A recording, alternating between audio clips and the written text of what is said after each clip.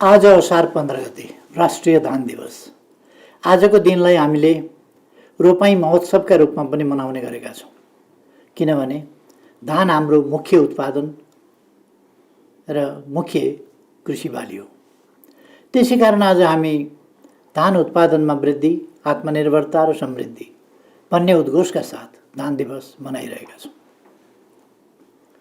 यस अवसरमा सर्वप्रथम म सम्पूर्ण किसान दिदीबहिनी तथा दाजुभाइहरूमा हार्दिक शुभकामना व्यक्त गर्न चाहन्छु। कृषिमा आधारित यस प्रतीकात्मक दिवसको आयोजनाले धान उत्पादनमा वृद्धि गरी खाद्यान्नमा आत्मनिर्भरतातर्फको हाम्रो राष्ट्रिय गन्तव्यलाई सार्थक बनाउन मद्दत पुग्नेछ भन्ने विश्वास समेत व्यक्त गर्न चाहन्छु। नागरिकको आधारभूत खाद्य सुरक्षाको प्रत्याभूति गर्नु लोक कल्याणकारी राज्यको दायित्व हो। सोही अनुरूप हाम्रो संविधानमा खाद्य सम्बन्धी हकलाई मौलिक हकका रूपमा व्यवस्था गरिएको छ। यस हकको कार्यान्वयन गर्न खाद्य अधिकार तथा खाद्य सम्प्रभुता सम्बन्धी ऐन 2075 जारी भइसकेको छ। उक्त ऐनले हरेक नागरिकको खाद्य अधिकार, खाद्य सुरक्षा र खाद्य सम्प्रभुतालाई कानुनी अधिकारका रूपमा स्थापित गरेको छ।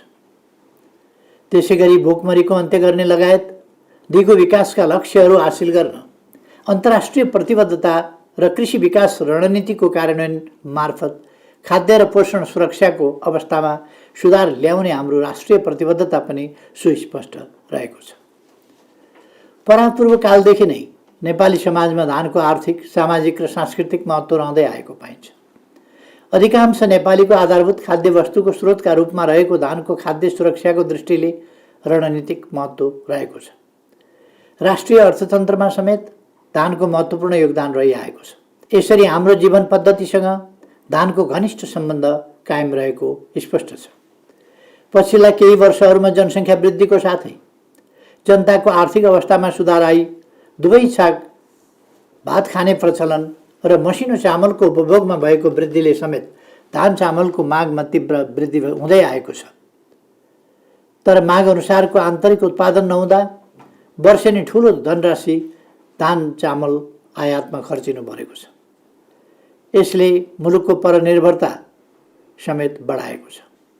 यसै तथ्यलाई दृष्टिगत गरी नेपाल सरकारले प्रमुख खाद्यान्न बालीका रूपमा रहेको धानको उत्पादन वृद्धि गरी देशमा दिगो खाद्य सुरक्षा कायम गर्ने विषयलाई उच्च प्राथमिकतामा राखेर नीति तथा योजनाहरू तर्जुमा गरी कार्यान्वयनमा ल्याएको छ।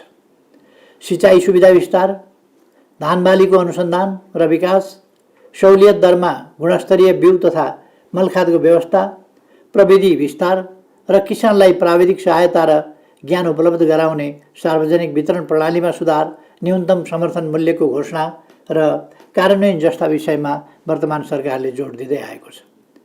तथापि देशमा दिगो खाद्य सुरक्षा र आत्मनिर्भरता कायम गर्न तीनवटै तहका सरकारहरूको समन्वयात्मक र एकीकृत प्रयास हुनुपर्ने आवश्यकता रहन्छ।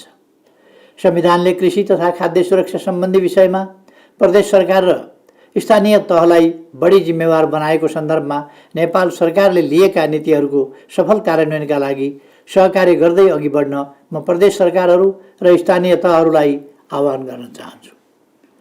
हामीले सदुपयोगको सिद्धान्त अनुसार जमिन खेर नफाल्ने, बाँझो नराख्ने तथा अत्यधिक उत्पादन र प्रतिफल दिने गरी खेती गर्ने, माटो र बालीको बीचमा तादात्म्यता मिलाएर उत्पादन वृद्धिमा केन्द्रित हुन जरुरी छ। यसका निम्ति सबै ठाउँमा धान बाली नै लगाउनु पर्छ भन्ने छैन। धान लगाएर बढी प्रतिफल लिन सकिने ठाउँमा धान लगाउने र अरू प्रकारका जमिनमा अन्य जुनसुकै बाली लगाए पनि हुन्छ, तर त्यस बालीले अधिक उत्पादन भने दिनै पर्दछ। पर्यटन र अरू त्यस्तै व्यवसायहरूमा गम्भीर असर परेको यस विषम परिस्थितिमा कृषि र कृषि सम्बद्ध क्षेत्रले रोजगारीका अनेकन अवसरहरू सिर्जना गर्नुपर्ने खाँचो रहेको छ र देशभित्र तथा विदेशमा रोजगारी गुमाएको जनशक्तिलाई रोजगारीका त्यस्ता अवसरहरू र जीविकाको सुनिश्चित आधार उपलब्ध गराउनु पर्ने आवश्यकता छ।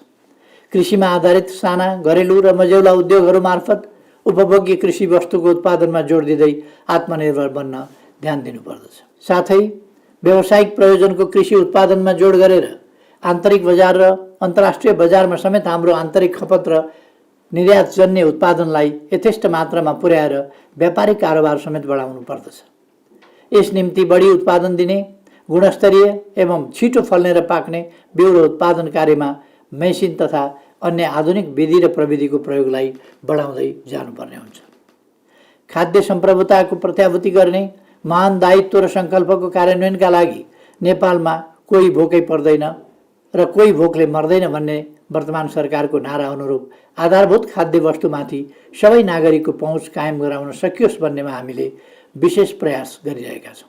यसै हेतुले नेपाल सरकारले प्रमुख खाद्यान्न बालीहरूको उत्पादन तथा उपलब्धतामा वृद्धि, वितरण प्रणालीमा सुधार र खाद्यान्नको उचित उपयोग मार्फत खाद्यान्नमा आत्मनिर्भरता र दिगो खाद्य तथा पोषण सुरक्षा कायम गर्ने नीति लिएको तथ्य पनि सर्वविदितै छ।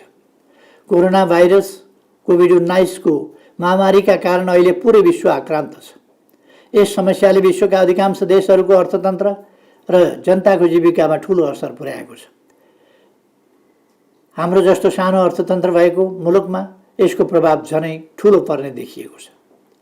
अधिकांश नेपालीको जीविकासँग जोडिएको र राष्ट्रिय अर्थतन्त्रको एक प्रमुख आधारका रूपमा रहेको कृषि क्षेत्रको उत्पादकत्व र उत्पादन वृद्धि गरेर नै कोभिड-19 का कारण अर्थतन्त्रमा परेको नकारात्मक असर कम गर्न सम्भव हुने स्पष्ट छ।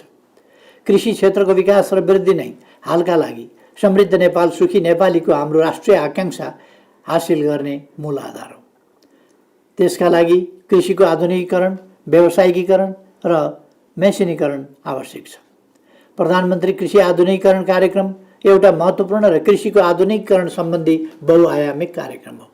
यस कार्यक्रमलाई सफल पार्दै हामीले नेपालमा कृषि क्षेत्रमा एउटा क्रान्ति ल्याउनुपर्छ। कृषि क्षेत्रको विकास र वृद्धि नै समृद्ध नेपाल सुखी नेपालीको हाम्रो राष्ट्रिय आकांक्षा हासिल गर्ने मूल आधार हो। यस दिशामा अझ संवेदनशीलताका साथ सोच विचार गरी अघि बढ्न म सबैमा आग्रह गर्दछु र यस वर्षको धान दिवस उत्साहका साथ मनाउन सम्पूर्ण नेपाली किसान दाजुभाइ तथा दिदीबहिनीहरूमा आह्वान गर्दै शुभकामना व्यक्त गर्न चाहन्छु। यस दिनले कृषि उत्पादन बढाउने राष्ट्रिय आवश्यकता र प्राथमिकता अनुरूप अघि बढ्न सबैलाई प्रेरणा मिलोस्। धन्यवाद।